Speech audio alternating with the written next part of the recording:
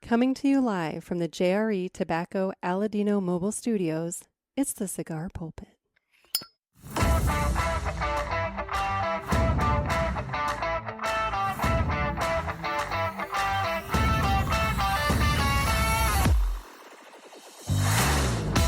Hello, everybody, and welcome to another sermon from the Cigar Pulpit. I'm the Bishop of the Burn, Nick, and today, thanks to all of you, I have a show. So, I'll just start off right off the bat and say that I was supposed to have a guest today. Unfortunately, through no fault of his own, a tropical storm knocked out the internet at his office, and unfortunately, we had to first delay and then cancel this recording for today. And so instead, I took to the Pulpit Parishioners group on Facebook and put out a desperate plea saying, basically saying that, and then saying that I need your calls so that I can do a show. So by God, we have an Ask the Pulpit episode today. But before we get into all that, all your calls, your questions, your concerns, whatever it is you might have on your mind, it's time to fire up a cigar. And today I'm firing up an anniversary cigar. Firing up the JFR 20th Anniversary Super Toro. It's a 6.5 by 52 box press with a little pigtail. Cute little pig. It's a nubby. It's a real cute little nubby pigtail on that guy. Look at that. You see that? But it features a nice, rich, toothy Mexican San Andreas wrapper over Nicaraguan binder and long fillers. And each box press cigar offers a dynamic profile of spice, rustic earth, cocoa, and leather. So, I'm excited to get this guy going. And so first, we got to cut the cigar. And the official cutting is brought to you by 2guyscigars.com. That's the number 2guyscigars.com. Two Guys have been around for 40 years, and they are the trusted name in the cigar industry. Everybody knows Two Guys, but if you don't, please give them a try. You won't be sorry. I don't know how you wouldn't. If you've been listening to the show for any period of time, I don't know how you don't know about Two Guys Cigars at this point. You really should give them a try. They are family-owned and operated. 2guyscigars.com does the very best to provide a great selection, fair prices, and excellent customer service. I'd like to point out that the JFR 20th Super Toro is $9.79 for a single on 2guyscigars.com. A box is $179.99 for a box of 21. I'll rag on that in a second. And but that price for the box brings a single down to $8.57 instead of the $9.79 if you buy it by the box. So you're saving money by spending money. Anyway, please go to 2guyscigars.com for your next cigar purchase. Tell them that the Cigar Pulpit sent you, and remember that's the number 2guyscigars.com. And with that, it's time we go ahead and cut the cigar. So this is what I got to say about that for a minute. As I prep this, I gotta rag for a minute, a split second. It's not really a rag. It's more just an observation that kind of bothers me. And I know it probably bothers Dave because he's so much into the synergy of everything. This is the 20th anniversary JFR. Why is it a box of 21? Why is it not a box of 20? That almost makes perfect sense. Why did you add in the 1? I mean, I don't get it. I mean, one day I will see Terrence out in the world, and I'll be like, Terrence, why did you guys put the extra 1 in the 20th anniversary box? And maybe he'll tell me something really profound, and it'll make a lot of sense, and I'll feel really stupid for pointing that out right now. But anyway, for right now, I just have to wonder, what's up with the extra 1? So, we've cut the cigar, and we will give it a little tappy on the hand to clear off the little random pieces of schmuckus. And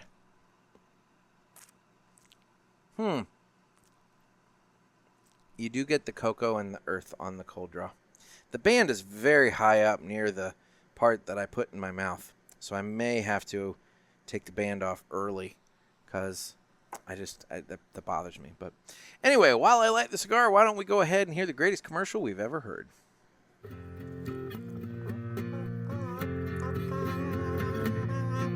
Some say cigars are all the same. It's just not true. It's you I have to blame.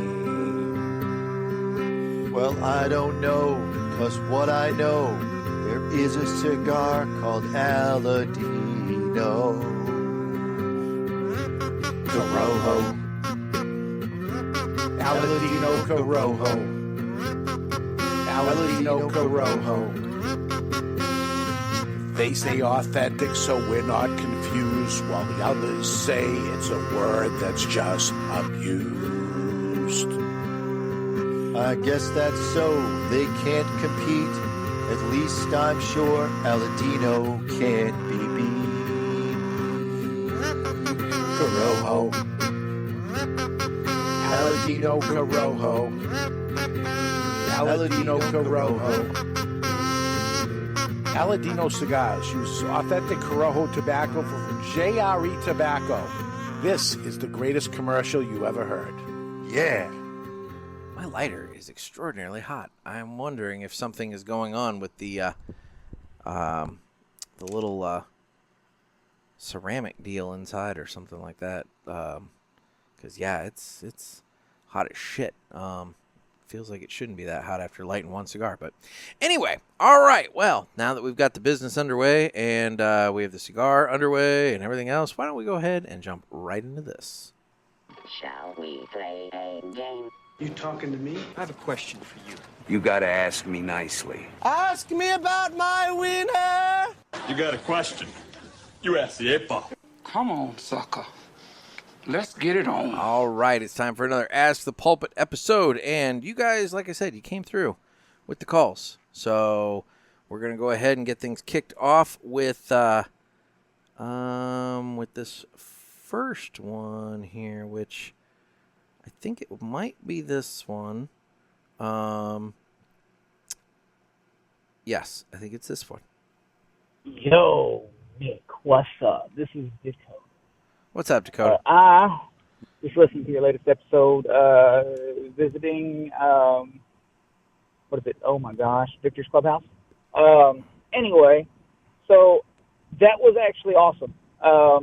We run at my park, well, Tennessee State Parks runs what's called Junior Ranger Camp every year. They try to make as many parks do it as possible. So I got to run one this year. It was amazing.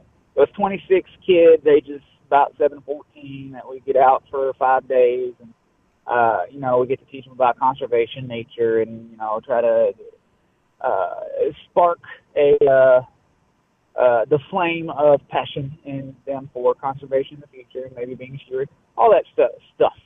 Well, there was a lady there that talked about how she had a son with autism. And I asked her, also, was that one of the kids you signed up? She said no. She didn't know if he would have a good time there. So I was actually planning, and I made this plan back in early June, that I would like to put a camp together for autistic kids to get out. And to be honest, I thought, well, maybe we can get 5 kids and make it 3 or 4 days out of the week, just to see if I can get some interest and, increase,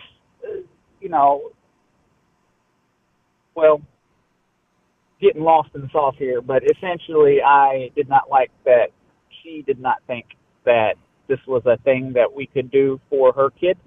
So I have a few autistic folks in my family, so I'm very excited about it. So I watched this episode, or listened to this episode, and what's her name? Erica Flores? Yes. I believe? Yes. And now she just opened up the floodgates of being able to email her and speak with her personally when we get down there, and I'm telling you right now, that is on my docket.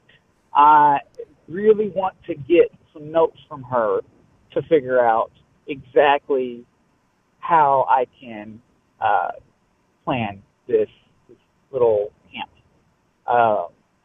So that's awesome. I'm very excited for that. And of course, I just got some family friends and their kids to agree to go with us to Palm Coast. So of course, my wife and I should be able to visit PulpitFest. But we're down there for food, cigars, and fishing. So I just have to say I am now beyond ecstatic. And if there are any spots left, somebody buy them. This. Oh, he cut off. I did it. I rambled. I did it again. Well, dang. I meant to ask a question because I said I'm coming down to Palm Coast for food, cigars, and fishing. Mm-hmm. So I would like some suggestions from you on what restaurant I have to visit. I'm big into what I call real seafood, right? So grilled fish, Pacific spices. Like I don't like when people take, crab legs and frickin' potatoes and corn and just do this seafood boil where everything tastes the same. I like to taste the seafood. So I understand there's some place you said with was it Cuban, Caribbean? I don't know, breakfast place. But what other places do you think I need to look up and make sure that I make on this trip? Because I am, in fact, a freaking foodie, and I'm very excited for this. All right, man. All right, Dakota. Thank you so much for the calls. There's a lot for me to unpack there. First of all, regarding Vincent's Clubhouse and your idea for a junior ranger camp for autistic kids, dude, go for it. Go for it. I mean, and I say that as a parent with an autistic son, like, go for it. Erica will be thrilled to talk to you about all kinds of things. Full disclosure, she and I have been talking quite a bit between when we recorded that episode and even now. It's just nice to have somebody to meet somebody that gets it, and so we've been chatting quite a bit, and I know she's super excited for all of the parishioners coming down to scope it out, see what they do there, check out their enrichment center and everything else. Which it's literally right next door to Ken's place. So, like, it should be the simplest thing for everyone to do when they attend PulpitFest. But, no,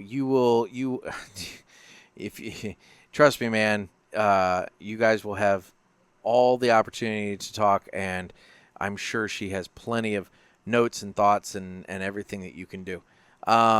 Regarding the food at the area, so, full disclosure, I'm not a big seafood guy. But I can tell you that Flagler Beach, so Palm Coast is in Flagler County, and so the beach is all along the A1A, and we're going to be, like, right there. You drive along the beach, and they actually have, like, a law, like an ordinance, basically saying that any restaurant along the beach has to be locally owned and operated. So there's no chains. The only thing that comes close to a chain is there is a Margaritaville that just opened up. Otherwise, every other thing is locally owned and operated. So you're going to be getting some really, really good food. I mean, for a foodie, there's good places all over the place to try. I really enjoyed Golden Lion when I was there. I did have fish and chips there. Ken, he recommended that, and so we went there for dinner once. I don't remember the name of the Cuban place. They do more than just breakfast. We had breakfast there, and the breakfast was absolutely out of this world amazing.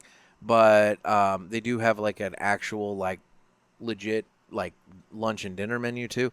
So I would highly recommend that. Dude, you're going to have access to all kinds of awesome food.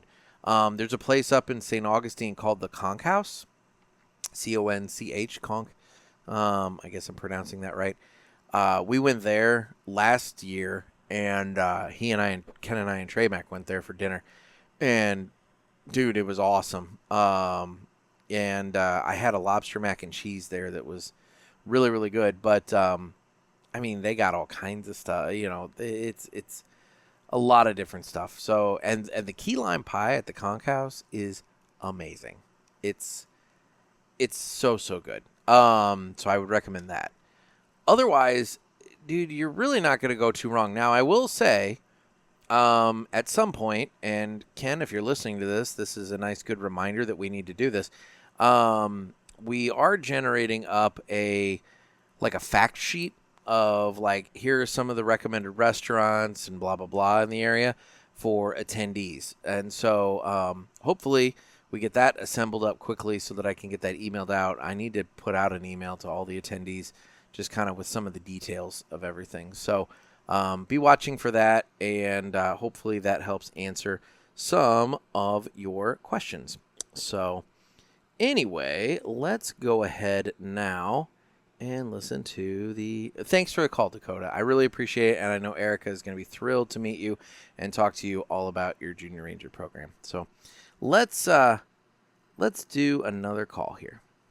Hey, Nick. This is Sean Boudry. What up, I Sean? just wanted to call. I'm sitting back, catching up on some episodes, and smoking an All Saints St. Francis Toro. Enjoying it very much. I just want to comment on some of the past shows I've been watching. Your dad did a great job on the retirement episode.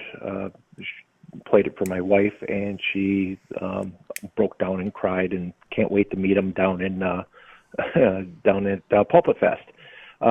Congratulations on your weight loss. It's great that it's happening. So I canceled your little rascal scooter or your mobile device for next year's PCA. You son of a bitch. That's be canceled, so keep it up.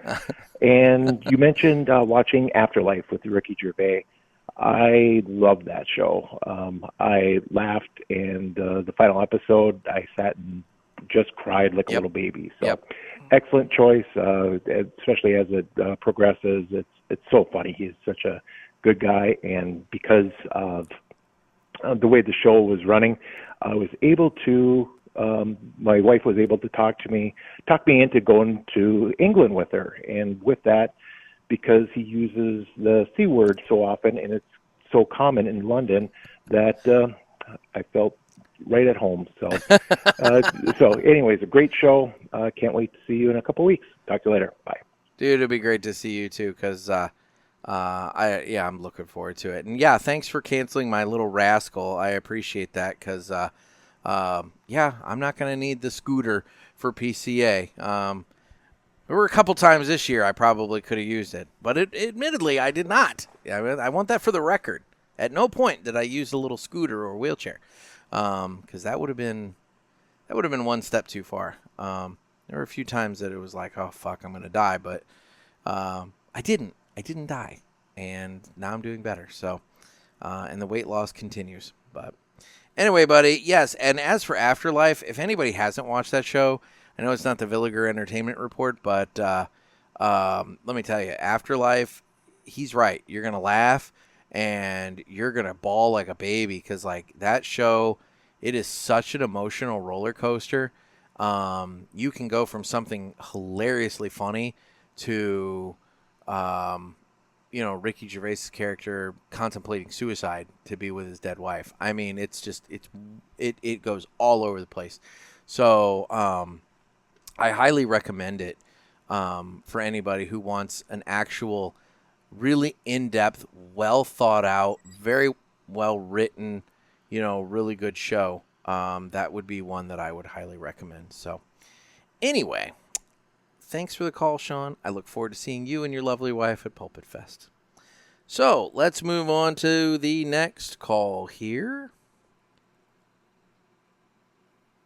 Hi, this is Jay from Nomad Internet. I saw your inquiry about internet options and wanted to let you know about a great offer. Tybee provide 14-disc file with advanced tag and outer. I don't Interested need that. in giving it a try? Feel free to call No. us back at 281-800-0000. No, I don't need that. So anyway, oh no, don't play it again. Damn it. Yeah, no, the spam got through. It got through. It didn't mark it as spam, so we're just going to delete that. We're going to move on. God bless it. I swear, sometimes it just doesn't pay to win. So, all right, moving on. Another call here. Hopefully legit. Hey, Nick, it's Paul from Texas. And it's my other I haven't PCA called buddy. in a while, so just wanted to call in and reach out. A couple comments. First, recommend a TV show for you. I don't know if you ever talked about it, but Peacemaker. It's on HBO. Yep. With John Cena. It's a raunchy superhero TV show like The Other Boys. I think that's what it's called, The Other Boys. Just The Boys, but that's anyway, I recommend that. And the reason I say it's directed by James Gunn. And James Gunn did the new Superman And I heard that, I haven't seen it yet, so I'm curious what you think about the new Superman. I haven't seen it myself, but I heard that somehow the third season of The Peacemaker is going to incorporate something from Superman or something like that. There's going to be a little crossover. So it would be good if you catch up on Peacemaker before that comes out. And my second comment is, you know, we went to the PCA together and we got a bunch of cigars, and I've been smoking through all my samples.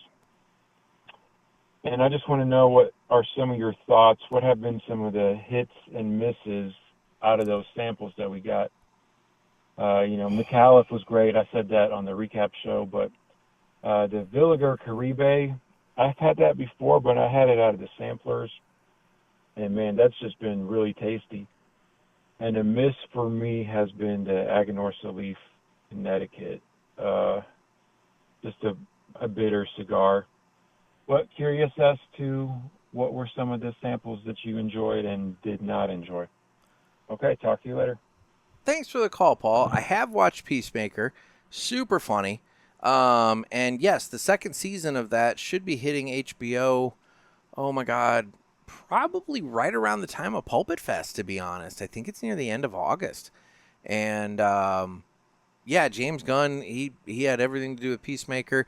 Peacemaker actually spun off of the second Suicide Squad movie, which James Gunn, ironically, also directed and I think wrote. So if you want to catch up on all things DC Comics that James Gunn has done, start with Suicide Squad, or The Suicide Squad. That's the second one. Just Suicide Squad without the is the first one, and that one sucks. But The Suicide Squad came out, I feel like it was 2020, maybe 2021, but I feel like it was 2020. No, it would have been 2021 that it came out, because I was in the duplex by then. So, yeah, it was 2021, and that was good. That then spun into Peacemaker. Then you've got the new Superman movie, which I think I talked about on the last show. And it'll come up again in the Villiger Report, because admittedly I haven't watched much of anything here lately, so you know, whatever. And then Peacemaker season 2 will be coming out this August on HBO. So good stuff. But regarding my PCA samples, you know, buddy, that's a good question. So like a lot of my stuff kind of got mixed in with the regular rotation, and so to be honest, I'm trying to remember if anything specific from there kind of has stood out. The Caribe is a great cigar. I do really like that from Villiger. I'm smoking the 20th, JFR 20th now, but admittedly we didn't get that at the show. They were promoting it, but we didn't get it at the show. I did get one of those Camp Aladino cigars at the show. And I smoked that, I think, with Tremac on an episode, and that was amazing. That was really, really good. I did enjoy that. The 85th anniversary, I smoked that on the show with Ken. Also really, really good. They were promoting it at PCA, wasn't out yet. And then there was that, the Suave, the LFD Suave, that we did get at PCA. And that was really good. Kind of lighter, but it was tasty. So, yeah, that would be that. In terms of misses, you know, I don't know of any off the top of my head that I've had that I feel like was a miss. Yeah, for the most part, all of them have been pretty good that I've had that I remember. I don't have them all kind of separated, though. So, like, I don't know. I haven't had a cigar lately that I've been like, God, this is wretched. So, realistically, I've been smoking pretty good this year. So, yeah, I can't say as I've had anything, even ones that I've bought, that I would say that I've truly disliked. So, I guess I'm lucky. But anyway, Paul, thank you so much for the call. I appreciate it. Okay, now, moving on. We have another call here. Hey, Nick. This is Larry from Long Island. What up, Larry? Long-time listener and follower of the Cigar Pulpit. My question to you, and I don't think I've ever heard you answer this, is what's your why? What's your reason why you do this Cigar Pulpit podcast, and the reason why you do it? Why do you do it? It's obviously takes up an awful lot of time from you, your family, and I'm sure financially. So, what's the reason why you put on this great show for all the pulpit listeners? Curious what your answer is. Larry? Thanks, Nick.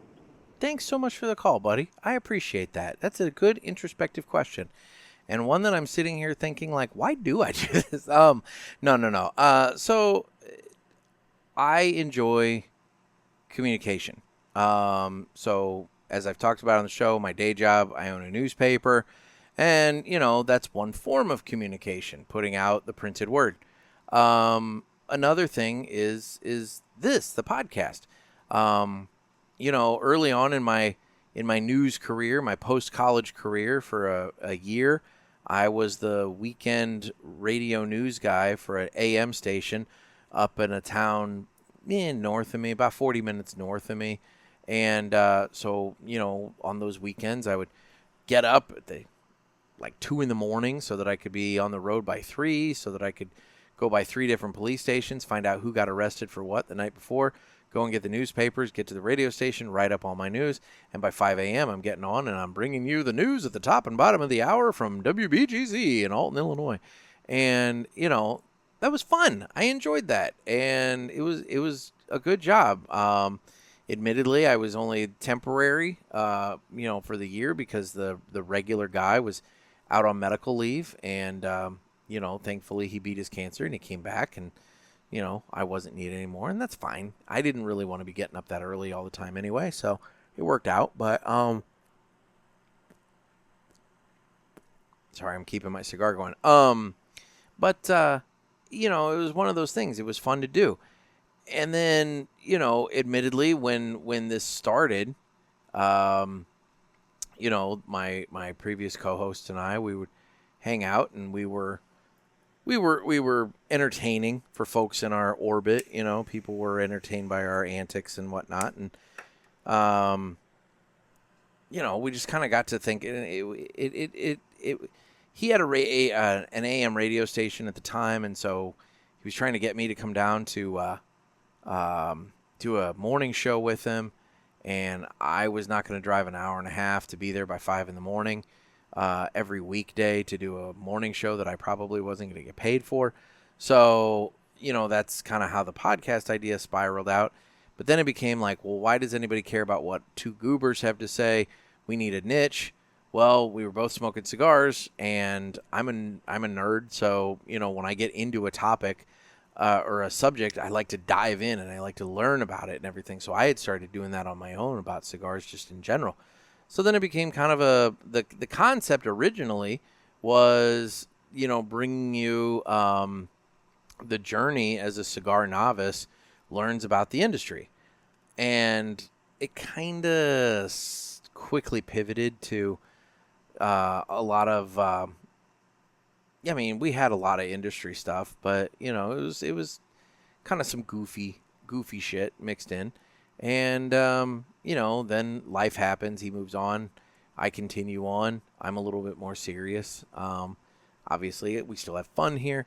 But, and that was it. Now, if I really wanted to drill down even further, I could say that the show launched in August of 2019. And without getting into specifics, my marriage was not in a good place at that point. And so putting this on my plate was admittedly a bit of a distraction. And it got me out of the house, and it got me, doing something else. And, so if I had to be completely honest with myself, I would say there's that. But what has kind of... So there were many, many little things in the beginning. But what kind of quickly happened and kind of gave me the purpose once we got going with it is that I had listeners that would touch base and tell me that, they live so far from a lounge. And it was fun to sit and listen to the show because they would get that kind of conversation and camaraderie that we all get when we go to a cigar lounge and we sit around with our cigar lounge buddies. They would get that this way, on their porch, because not everybody can pack up and drive 2 to 4 hours to the closest cigar lounge. You live in Long Island. I'm sure there's plenty of shops around you that you can go and visit. I'm fortunate enough to live 15 minutes from St. Louis to where I could visit plenty of shops if I wanted to as well. But there are people that, live in areas of the country where the closest shop is 2 hours plus away. And, those people, unfortunately, are in a position where they can't do that on the regular. And so this is their lounge experience. This is where, they kind of can get some of that goofy BS and everything. Because, and that's why also, that's why also, quite frankly, there's a big difference between this show and like the Cigar Authority, for example. Dave and the Cigar Authority, they like to bring you a lot of education. And as a retailer and a tobacconist, I completely understand that. I respect that, and I think it's a good thing, and somebody should be doing it. And so I'm, and he's been doing it for a long time, and he's done very well with it.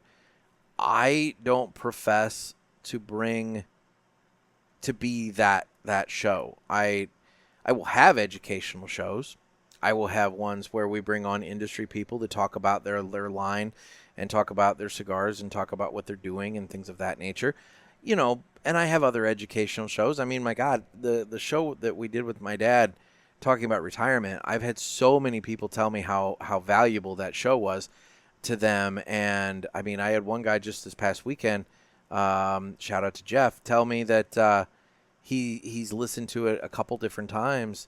And, he's taking notes on it because he's like getting to the point that, retirement's going to be looming. And so it's funny how when you put something out, you don't realize that it's going to be so well received. But you could argue that was an educational show. It wasn't educational about cigars, but it was educational about a topic that does affect a lot of us because we all would like to retire one day. So I guess, Larry, to answer your question, the why had kind of changed. It changed from something to do and something that sounded fun to something that served a purpose and helped in a very small way. I don't want to even remotely sound like I'm like, somebody that's like, oh, I'm somebody that's helping people, but if I'm saying this with some level of humility, there are some people that I think we are their lounge experience, and that's just kind of how they get that aspect of cigars. And so who am I to take that away? And so that's why sometimes, even if I don't really have a good topic, I'll come on and I'll do a show because, people wait for it. They look for it and they want to sit down and maybe it's not a back and forth, but they can at least hear some various other thoughts and opinions and can, formulate up some thoughts and things of that nature. This is part of why I love these Ask the Pulpit episodes, is because I get a little back and forth with all of you about, what's going on in your lives, and we can sit and have a dialogue. Admittedly, it's you say one thing, I say one thing, and we move on to the next call. But nonetheless, it's the closest I can get without being a live show. And right now, I'm just not in a position to make this a live show because, schedule-wise and everything, I can't commit to a certain day at a certain time if I were doing one a week, I might be able to pull off a live show. 2 a week, it's just not feasible for me to do a live show. It's just too much. And so there would have to be some changes that would be made for me to go live. But anyway, at some point, though, I am going to do like Zoom herps were real big during COVID time when everybody would come on to a Zoom and we'd all be smoking and talking, BSing and whatnot. And I think doing one of those, it's been a minute since everybody did one of those. We've all gotten back into the regular swing of life. And so, it may be fun to do a big Zoom herf where basically I just open up the lobby and everybody can jump in and talk about what they're smoking and BS about this and that and whatever. And I think that'd be fun. So be looking for that to happen at some point. I'll schedule a day and, pick a time and everybody can jump on and we can just sit and BS for a while. The parishioners can have a smoke together. So anyway, thanks for the call, Larry. I do appreciate it. So next up, we have another call here. Meow, meow, meow, meow, meow, meow. Meow, meow, meow, meow, meow, meow, meow. Meow, meow, meow, meow, meow, meow, meow. Meow, meow, meow, meow, meow, meow. I know what this is. Meow, meow, meow, meow, meow, meow. Meow, meow, meow, meow, meow, So, meow. Noah, who you guys have heard on the show many times, Noah's a Lesnick. Noah and I trade reels back and forth on Instagram. And for about 3 days now, that son of a bitch has blown up my inbox with all these AI cat videos. And it's like, not like regular cats. It's like people with like cat heads. And like, they get into these scenarios and like weird shit happens. Like there was one where like the little baby cat wanted to sing. And the dad cat got his savings out and took the baby to the music shop or whatever to get singing lessons for his cat. And, the guy was like, oh, you don't have enough money. So then the dad goes out and works his ass off to get a whole bunch of money and gets hit by a fucking truck. So now he's in the hospital and needs surgery. Well, the doctor's telling the baby cat, like, you don't have enough money to do the surgery. So the baby cat goes singing out on the sidewalk in order to raise money for her dad. Ends up getting like a record deal or some shit like that. And that's how the cat gets enough money to, then pay for the surgery to save her dad. And that's the end of the video. This is one example of the stupid bullshit that Noah has flooded my inbox with. And in all of these videos, every single fucking one of them that he has sent me, there's this weird song playing in the background, and it's like this cat meowing the like song. And I feel it's a very familiar song. So I feel like it's an actual song that somebody took the time to, instead of singing the words, they sang just meow to the tune and inflection of this song. But anyway, so I guess this is what happens when I put out the call that I need calls, is that Noah decides that he's going to blast me with the cat song. In all fairness, I have been giving him a lot of shit about sending me these cat videos. So there was that. And I even was texting him just today because that stupid song was in my head as I was driving to go pick up my son from summer school. I'm like hearing this song and I'm like, dude, I can't do these videos anymore. You have to move on, adjust somehow. And unfortunately, his algorithm is full of them right now. So Noah, please, for the love of God, pivot to something else. Find something else that you can get like into, that you can send me. The AI videos with the Bigfoot and the gorilla in the forest, like, doing stuff, mostly doing drugs and getting high. I won't lie. Those are funny as shit. Send me a lot of those. I don't care. I'll watch those all day long. But this cat thing, dude, you have to move on from this cat thing. It's disturbing. So anyway, thank you, I guess. Moving on. Hey, Nick, this is Sean Boudry. Hey. Just your post that somebody canceled on you, and just wanted to throw up another topic. One is cigar budgets. So, this summer I've been kind of cutting back. I still belong to 2 Cigar of the Month clubs, and I still buy Paul gave you on shit occasion, about how much you're spending. But I am saving up for PulpitFest, and I was just wanting to make sure that Ashen Ale is going to carry the Campa Aladino Garbustos, because I plan on buying some of those. And then also if they have that new anniversary cigar with the yellow tar, if they have that one. So, but anyways, just curious on budgets, what you budget a month. I know most of it, is attributed to your, podcast and that, but, and what other people are thinking, as the prices of cigars are going up, how much, do people spend? So, anyways, talk to you soon. Bye. No, it's a good question, Sean, and thanks for the second call there. Regarding Ash and Ale, I don't know offhand what they have on hand right now. However, I will say Ken has been to the farm, so he does qualify to get the Camp Aladino cigars. And I do know that at least he and I have talked about it, and he will have some of the 85th anniversary on hand.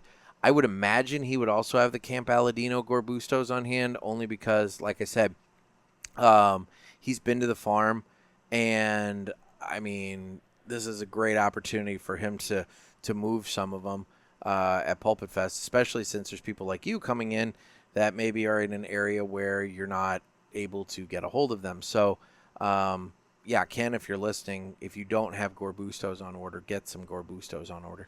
But regarding cigar budgets, I love that you bring this up because, like I said, it's like, oh, is Paul bringing that up to you at PCA? You know, freaking getting your head a little bit. But no, I'm kidding. So I do the Cigar Authority Care Package. I'm the Prime, and then I also have the Stars Review, which tacks on a little extra. So right now I spend $55 a month. I think they announced that that's going to go up by $5. So I'll be at $60 a month starting in, I think, August or September. Maybe September. I can't remember now. I think September. But otherwise, truthfully, dude, I have so many cigars, and I get them sent to me and everything. I'm very fortunate. I am the outlier. I fully admit that. That, to be honest, I smoke through a lot of what I already have. Now, sometimes I want something specific, or sometimes I don't have anything on hand with me. Maybe I'm out and about and I don't have anything on hand, and so I just run by a shop and grab a few things. Realistically, if I were to look and see how much I spend in a month on cigars above and beyond the care package, maybe $100, maybe $100 on some singles here and there. I will say about a month, maybe month and a half ago, I went a little crazy. I did place an order at Two Guys because I needed the Perdomo Legacies for the episode that I did with Ed Sullivan and Tony V. And since I was ordering the Connecticut, I figured, screw it, I'll go ahead and order the Shade Grown and the Maduro too, because I haven't tried any of them.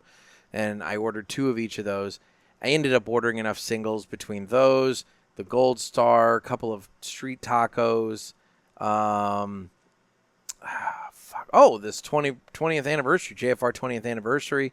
I ordered enough of those that I was able to get the free shipping. And I could have done the free shipping if I had just tacked it onto my care package, but the timing on that was not going to work out well for me, and so I ended up doing it as a separate order. And then probably right at a month ago, maybe, I encountered that JFR Lunatic, the Hombre Libre out in the wild. Had one of those, loved it, ended up buying a box of those and a box of Charter Oaks from Two Guys as well. But that, to be honest, was a big and relatively unusual cigar purchase for me. I rarely buy boxes, and I rarely buy 2 at the same time. Not because I don't like saving money. It's just that my budget, my personal budget, sometimes just doesn't allow me to do a purchase that large at one time. I have to be really prepared for it. Like when I came up to the expo, last year, the New England Cigar Expo, I mean, dude, there was a lot of saving that went into that to be able to afford the amount of product that I ended up flying back with. Same deal. I'm squirreling away for PulpitFest and everything too. So it's just one of those things that, yeah, my budget is unusual in that, thanks in large part to sponsors and other cigar companies looking for reviews and things of that nature, I get a lot of stuff sent to me, and I'm very, very thankful for all of that. And so, and I'm sitting on a mountain of cigars as it is. So realistically, I could probably stop buying cigars tomorrow and be fine for quite some time. Am I going to be able to smoke what I want when I want? I'm not going to necessarily be able to do that, but there's always going to be a cigar that I can light up and try. So, yeah, I'm a weird outlier, man. Can't really help you with budgets, but anyway, thanks so much for the call. I appreciate it. And admittedly, that is a real concern for people. So, maybe for future Ask the Pulpit episodes, guys, if you call in, maybe talk about your cigar budget. Talk about, kind of how the price increases and the tariffs and everything have kind of hit you. And, like, are you smoking less and sticking with the stuff that you like to smoke? Are you maybe finding a more budget-friendly cigar that you enjoy so that you can continue smoking the same amount but maybe at a cheaper price? Things of that nature. I mean, I would say the Charter Oak, man, the Charter Oak Habano, I love that cigar. And here, just for shits and giggles, I'm going to look this up because I don't remember what I paid for that at Two Guys, but I remember being very, very pleased with it. That would be the Lonsdale Rothschild. Sorry, I'm scrolling through looking for. So I paid $135.99 for a box of Charter Oak Habano Toros. So that's what, 20 cigars, I think? Yeah, 20. So we'll just say 136 divided by 20. I mean, that breaks it down to $6.80 a cigar at that point. So, that cigar smokes, it punches way above its weight class when you're talking $6.80. So if you're looking for a very budget-friendly cigar that's really, really good, the Charter Oaks definitely should be in the conversation. I really, really need to do a revised Battle of the Budget where we kind of go over some of this stuff, because I feel like now is a good time to really drill down and figure out some of the more budget-friendly cigars, but find the quality amongst the pack. But anyway, something to definitely put my thinking cap on. All right, we got another call here. Hey, Nick, it's Paul from Texas again. I was on Facebook browsing. I saw you ask for some more Ask the Boris questions, so I appreciate it. Here's another one. And by the way, when I was looking at Facebook, I saw the band Coldplay apparently put a couple giving each other a hug on the big screen during a concert. And it turns out they were cheating on each other or on their spouses. Yep. And they're like big CEOs of some kind of companies or something. Some so it's blowing up the internet. That's funny. So what we can talk about is, let's talk about investing.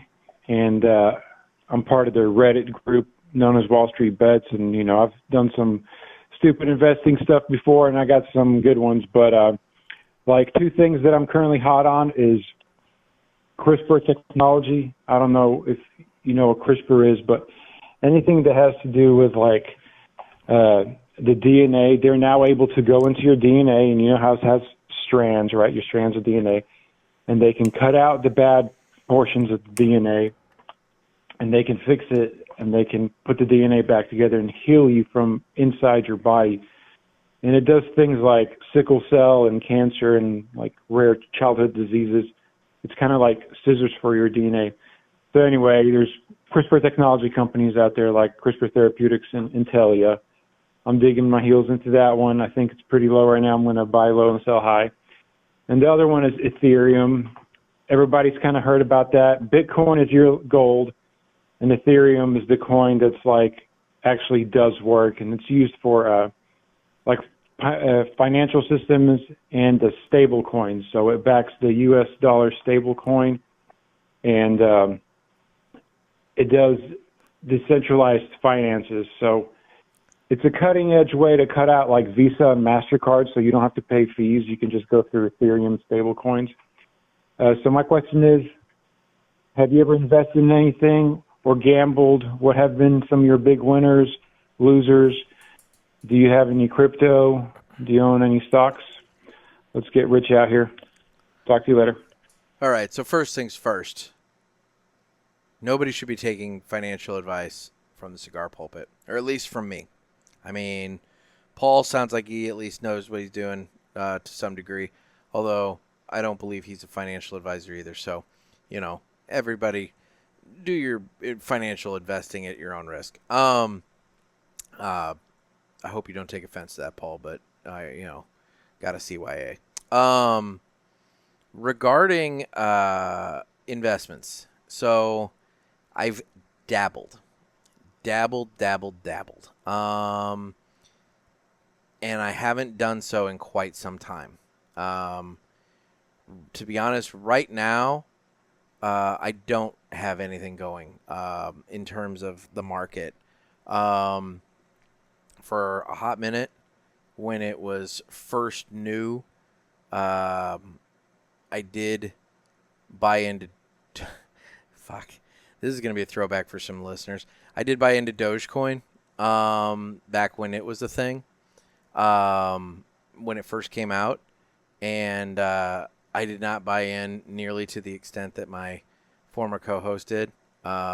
He went fucking crazy. But I bought in. I think I bought like $200 worth. And for a hot minute, it went up. And then Elon Musk went on SNL and made a joke about it, and it fucking tanked. It just tanked. And I left it there because I was like, you know what? Who knows? Maybe this will go back up, and I'll get lucky, and I'll at least get my money back. And then lo and behold, Donald Trump gets elected to a second term, and Elon Musk comes in with his Doge team to start making cuts. And I'll be damned if Dogecoin didn't go back up. Now, I don't think I got my full money. I think I bailed pretty quickly because at that point, my God, I'd been sitting and waiting for this to happen for like 4 years or however long it was. Maybe less than that. Maybe it was only 2 or 3. But I'd been sitting on it for a long time. And so I did bail from it pretty quickly.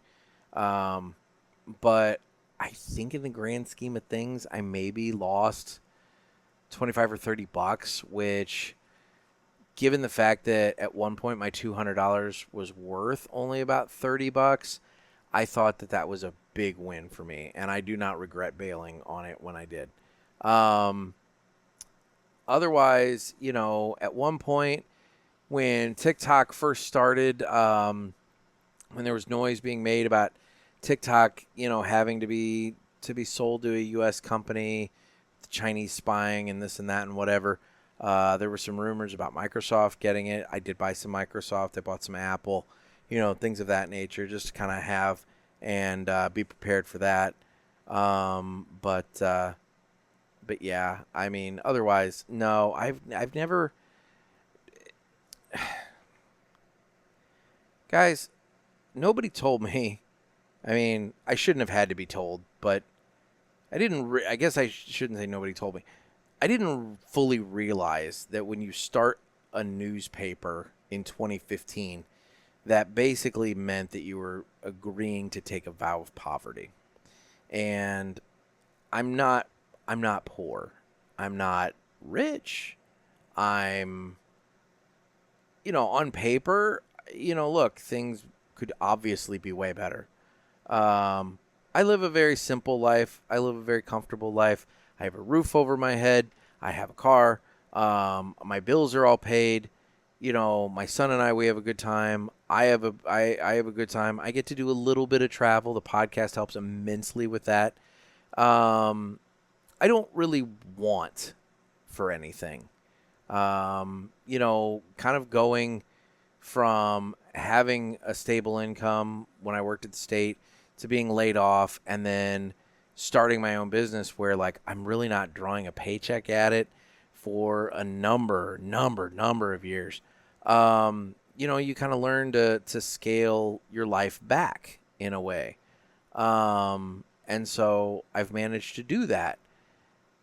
Truthfully, if somebody came to me tomorrow and said, like, we'll give you a 6-figure year salary for doing this job, to be honest, I don't know what I would do with that kind of an increase in my revenue. I mean, I feel like I do well with what I have, but it would just end up getting saved and squirreled away, which I guess is the way it should be. Yeah, I mean, right now my life is comfortable.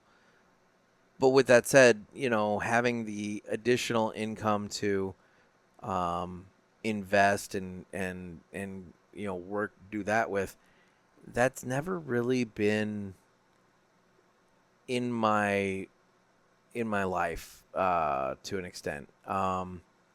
So, maybe one day, but yeah, I don't really do a lot of that stuff. I'm fascinated by it. I'm also admittedly very risk adverse. And so I found myself when I was involved in it, I was constantly checking my Robinhood to see where things were at and this and that and whatever. I mean, I was constantly doing that, and to an almost unhealthy state. And so, yeah, I don't know. The day trader guys, they fascinate me. However, I mean, I've read enough to know that those guys are living they have to be stressed as shit every day. Cause I mean, they're playing games with their money that, can definitely, blow up in their face if they're not making the right move at the right time. So I don't know. It's an interesting thing. As for, you brought up the CEO of that aerospace company that was at a Coldplay concert. Dude, my feed has been blowing up about that. People are going nuts for that. So I guess this CEO was on the kiss cam with a woman at this Coldplay concert. And when they realized they were on the kiss cam, she quickly put her hands up to her face and turned away from the camera. And he ducked down to be out of view of the camera. And the singer who was on the microphone at the time said something like, oh, they're either shy or they're cheating on their spouses. Well, it turns out they were cheating on their spouses. And it was the CEO of this company. And then I guess she was his HR person. And now he has since put out a statement. I saw this before I came on to record, where he obviously apologized, friends, family, and blah, blah, blah, and all that. I have so much work to do to gain back your trust and everything. But then he put in this part about how it was an invasion of privacy to to do the kiss cam, and the venue needs to reconsider doing that and blah blah blah. And I'm thinking, dude, that was the most shitty apology, because you didn't you did a basic I have to do a statement apology, and then you blame the fucking venue for putting you on the I mean, if you want privacy in your adultery, don't go to a fucking concert where thousands of people could see you there. Because here's the thing. Yeah, you were on a kiss cam, but maybe your neighbor is 2 sections away. Maybe, your brother-in-law is a Coldplay fan and down there watching. I mean, you don't have any idea who else is at this thing. Anytime, if you're putting yourself out in the public eye like that, doing something, look, man, you're running the risk. You're running the risk of being caught. And so, I thought it was the shittiest apology this guy could have put out. And, I mean, the bottom line is his net worth is going to be cut in half, because something tells me he's got a divorce looming in his future, and his wife is going to take half of everything. So, you know what? Sucks to be him, but on the flip side, he shouldn't be so fucking stupid as to expect to have privacy at a concert. So, anyway, moving on, we have another call. Thank you, Paul, for the call. I do appreciate it. Another caller here. Hey, Brother Nick. Fellow prisoner here, trying to help you out in this emergency situation. I appreciate it. A couple years ago, you had a insurance salesman that specifically catered to tobacco users. Yep. And I wished you would bring him back and update us. Maybe just have a in general insurance lifestyle checkup type show like you did the retirement show. So just throwing it out there. Appreciate it. Stay smoky. Bye. You know, that's a good point, and I will play your second call here while I look up that gentleman. Hey, Nick, this is part 2. You've got to mention about that Annabelle doll and that host dying. I know that wasn't on your death list, so maybe bring that up. Thanks. Bye. Oh, that is an interesting thing. I have not really dug into that, but I have seen enough things about that. So I guess there was a gentleman who must host like I don't know if he hosts like a paranormal show or what, but he was on a tour of this museum where they have the doll that was like the inspiration for Annabelle. Like it has the whole story, backstory, and everything. And like this is supposed to be like this super haunted doll. And he was young. He was not an old guy, and he dropped dead on the tour of this museum with the Annabelle doll. And so I don't know. Y'all know I believe in that shit. So there's that. So anyway, you talked about the insurance broker that specializes with cigars. So if you go to cigarlifeguy.com, all one word, cigarlifeguy.com, you'll find all about Dave Arlinghouse, it looks like. I hope I pronounced your last name right, Dave. I've only met you a billion fucking times at like trade shows and whatever, but like, but anyway, his whole deal is that he is a life insurance broker, but he specializes for cigar smokers, because the thing is, a lot of these life insurance companies, they ask you, are you a smoker? And if you say no, technically you're lying on the form, and so they can deny you the payout, upon your death, if it's proven otherwise. But then also, they don't separate out cigars from the other stuff. And so if you say yes, well, then you either aren't covered or your rate is like super high. Dave has found companies that will work with cigar smokers, and that way you can be honest about it, but then also get a good rate. So anyway, yeah, we had Dave on the show. Holy shit, you're right, that was a handful of years ago. We did a show at TPE together.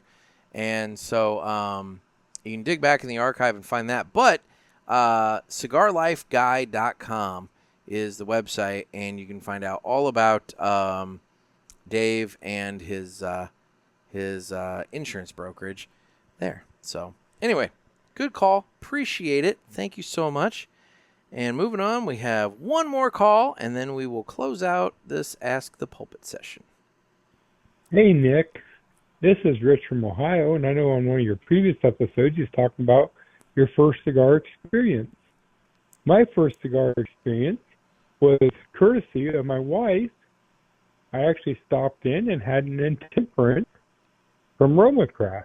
That's a hell of a first cigar. And ever since then, I have been in love with the cigar culture itself, and my wife now totally hates it. Oh, no. So just thought you'd like to know. Keep up all your great work on your podcast, and keep it smoky. Thanks.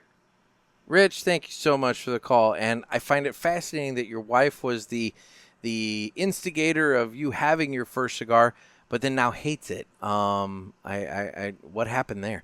But yeah, dude, an intemperance as the first cigar out the gate. That's man, you're starting kind of stronger there, aren't you? I mean, more power to you.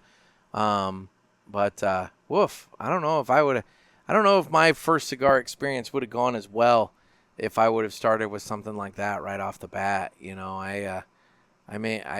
That Monte Cristo White series that I had was just the right amount of strength for me at the very beginning. I don't know if maybe you were previously a smoker before, and because that obviously comes into play too. But yeah, so anyway, thank you so much for your call, and I appreciate the insight. I like when people share their stories and everything else. So no, I do Definitely appreciate it.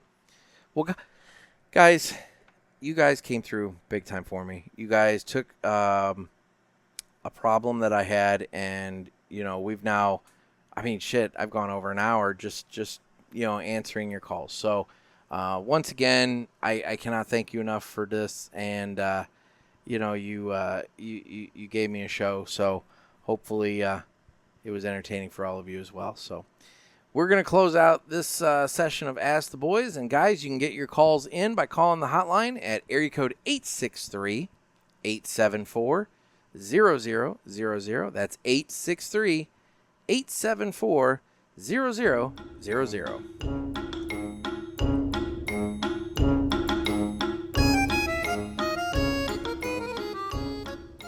All right. Now, before I get into the Villiger report, I'm going to give a little update on this JFR 20th anniversary. I have kind of every once in a while touched up the burn line with it, only because A, it's a box press and I haven't been good about rotating it, but B, I've been talking so much that it keeps kind of starting to want to go out on me. Otherwise, it's a very fine smoke. On the smoking experience, I would say it probably settles into maybe a 4 in strength. It doesn't seem particularly strong on the smoking experience. I did a retrohale right off the beginning, and it wasn't bad. Haven't done one since. Look, it's a very earthy, leathery cigar. That's kind of what I've been pulling from. It is kind of that it talked about that rustic earth, and I'm getting a lot of that and the leather component from it. But no, the JFR 20th anniversary, look, if you're looking for a very affordable Maduro cigar that smokes really, really well, give it a shot. Like I said, price-wise, it comes in really, really nicely, and I'm enjoying smoking it. So let's move on now.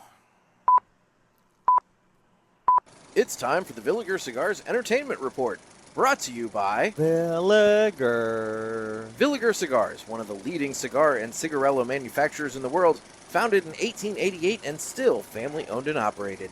Head over to VilligerCigars.com and check the store locator to find a shop near you that carries them. We guarantee that Villiger Cigars will be a wonderful addition to your humidor and cigar rotation. So, like I kind of said earlier, I haven't really watched much of anything since the last time I recorded. I've been busy with life and busy with the kiddo in the summer and everything else. And so, I guess I could tell you all about the latest episode of the Storybots that I watched today, but I won't. I did go up to the drive-in on Monday evening, and I saw... it was a last-minute spur of the moment. I got there technically 2 minutes after it started kind of thing. But I saw the double feature of Superman and F1, and I've seen both of those movies.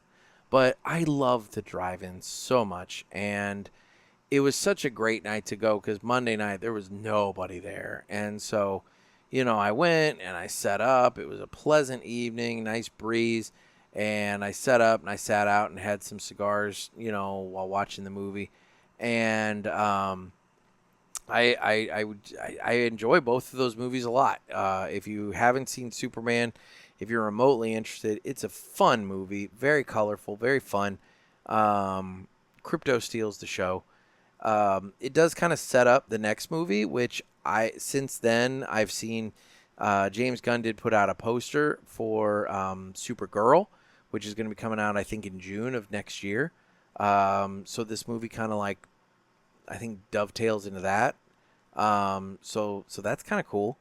But it's fun. I liked it a lot, and it's doing really well at the box office, which is nice too. And I really like the messaging that being kind and good to one another and caring about one another and all that these days in our society, that's the punk rock, is kind of the thing that you take away from it. But it was nice. And what was also nice as a comic book fan is it's so often with these movies, they want to take the character that's on the page and we got to make him real. We got to do this. We got to do that. And, you know, kind of change it. And it's like, Superman's great just the way he is.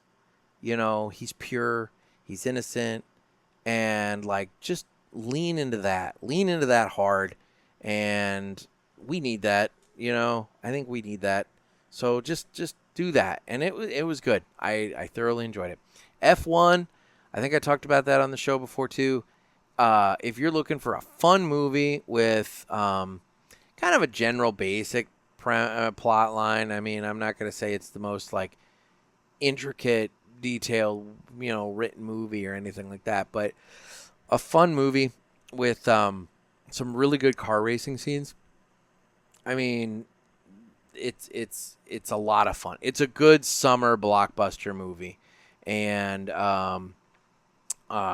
even though I went to the drive-in to see Superman again, I stayed for F1 because it was just that entertaining.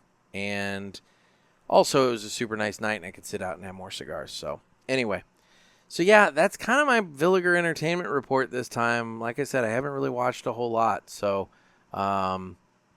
what I mean, guys, I like when you call the hotline and tell me what you're watching. That's nice. So, what are you all watching? Anyway, let's move on and do this now. It's time to fly high with Blackbird Cigars. Blackbird Cigars offers you remarkable quality using the most delicate and finest tobacco to always ensure that you're receiving unsurpassed cigars. Blackbird Cigars strives to give you undoubted repeating flavor for every cigar you smoke and impressive quality so that you can always expect greatness.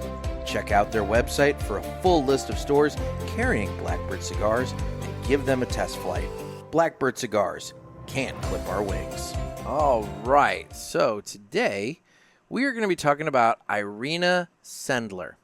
Irina Sendler was a Polish social worker in Warsaw during World War II. When Nazi Germany occupied Poland, Jewish people were forced into the Warsaw Ghetto, where thousands were dying from disease and starvation. Irina was not Jewish, but she saw what was happening and refused to stay silent. Helping Jews was punishable by death. Still, Irina joined, oh God, I hope I get this right, Cigar, a secret Polish resistance group that helped Jewish families. Risking her life every day, she used her access as a public health worker to enter the ghetto under the pretense of disease control. Irina smuggled Jewish children out in ambulances, suitcases, toolboxes, even under her coat. She sometimes sedated babies to keep them quiet. She placed the children with non-Jewish families in orphanages and in convents. She kept careful records of their real names and where they were placed, writing them on scraps of paper hidden in jars buried beneath a tree. Irina saved about 2,500 children this way. In 1943, she was captured by the Gestapo. She was brutally tortured. Her legs and feet were broken, but she never gave up the names of the children or their rescuers. She was sentenced to death, but Zagata managed to bribe a guard, and she escaped, living in hiding for the rest of the war. After the war, Irina hoped to reunite the children with their families, but most of those parents, unfortunately, had been killed in the Holocaust. Her heroism was nearly forgotten until a group of Kansas high school students uncovered her story in the 1990s and wrote a play called Life in a Jar, which revived global interest in her life. She died in 2008 at age 98. So guys, be like Irina Sendler and Blackbird Cigars and don't let anybody clip your wings. That's a nice story. I mean, I know she died. All of you give me so much crap about how my stories all end poorly. But you know what? She lived a very nice long life, and she managed to, you know, go to her grave knowing that over 2,500 kids had a chance at life that were not going to, thanks to her efforts. So I feel like it was a good story. Anyway, this is the point in the episode that I tell you that I am available on Instagram at the Cigar Pulpit. I am on Facebook, where we have the Pulpit Parishioners group. You can get in on the fun that way, and you can get little alerts about how, hey, I'm desperate for calls, so give me a call on the hotline so that I can do a show tonight. I'm on Twitter/X. You can watch this on Rumble and YouTube, and if you use Spotify, you can use the Spotify app to watch us on there with Spotify video. And then also, obviously, I do need your calls for the Ask the Pulpit episodes. These are great ways for me to do a solo show and have somebody to interact with and talk to. So give me a call on the hotline at area code 863-874-0000. That's 863-874-0000. And then finally, PulpitFest 2025. We still have general admission tickets. At some point, I'm going to have to cut that off. But for right now, there are still general admission tickets. If you are in the Florida area and you want to come over, it's a quick little drive to Palm Coast. It's August 22nd through the 24th. If you're not in the Florida area and you still want to come down, it's a nice area to visit. You have so much going on there. You're half an hour south of St. Augustine, and there's tons of history there. You're half an hour north of Daytona Beach, and there's tons of fun stuff to do there. There's lots of excellent food. It's going to be August in Hawaii, in Florida, not Hawaii. Dear God, I'm not doing Pulpit Fest in Hawaii anytime soon.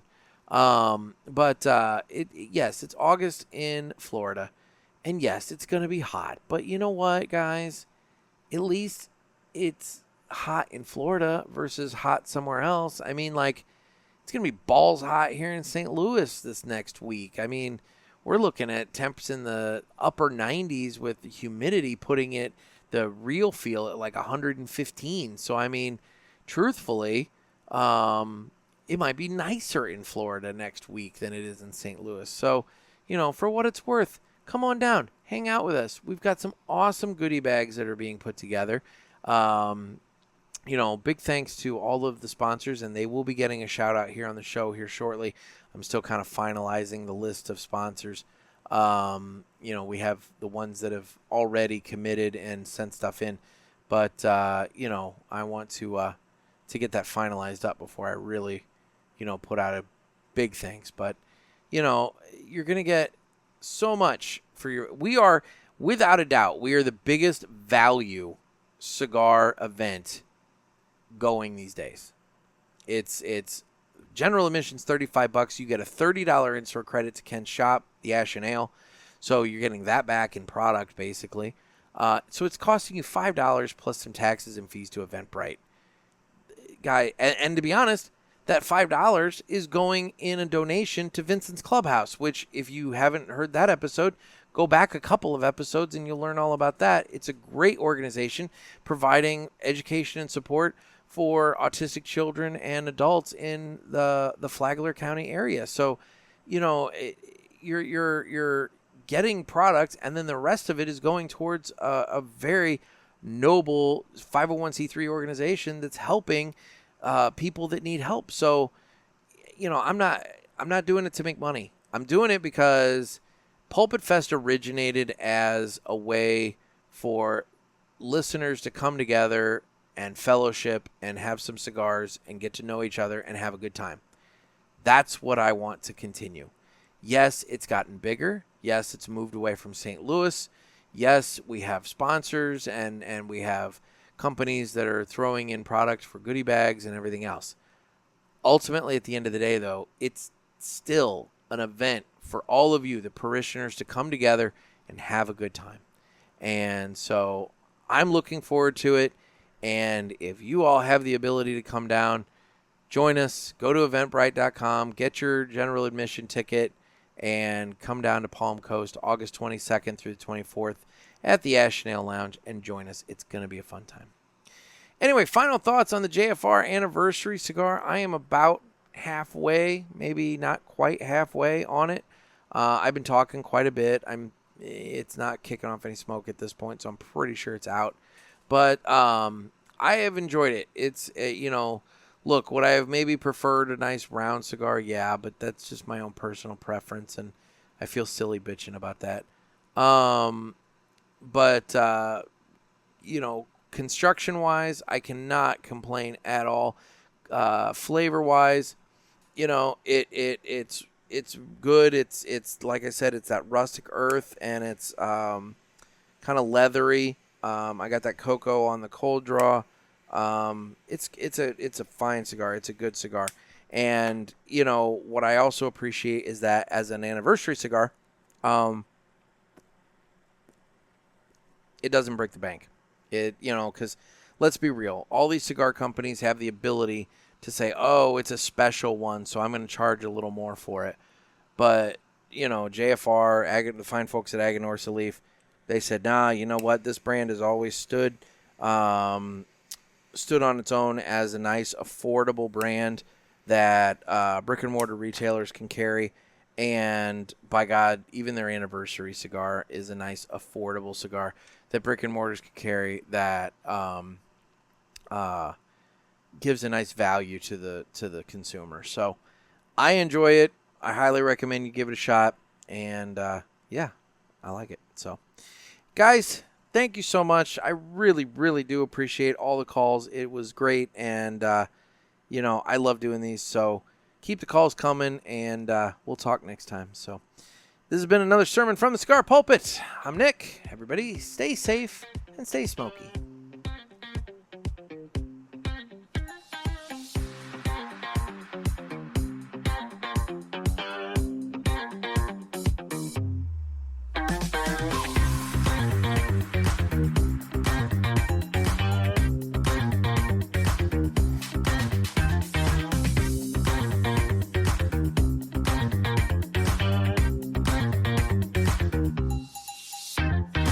Take it easy, everyone.